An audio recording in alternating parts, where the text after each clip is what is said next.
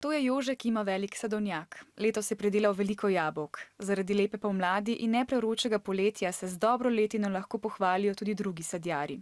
Nekateri jabolka prodajo veletrgovcem, ti pa jih prodajajo tudi v tuje države. Vendar jih letos v Rusijo niso mogli prodati. Ta namreč po mnenju Evropske unije in ZDA ni naredila dovolj, da bi umirila nemire na meji z Ukrajino. Evropske države so Rusijo zato kaznovale z gospodarskimi sankcijami. Rusija je odgovorila tako, da je uvedla embargo, torej prepovedala je uvoz hrane, ki prihaja iz držav Evropske unije in ZDA. Na trgu zaradi tega ostajajo velike količine jabolk. Trgovci si jih želijo prodati, zato so znižali ceno. Da bi ustavili zniževanje cen, se je Evropska unija odločila, da je treba nekaj jabolk uničiti, nekaj pa predelati v sladice in podobno.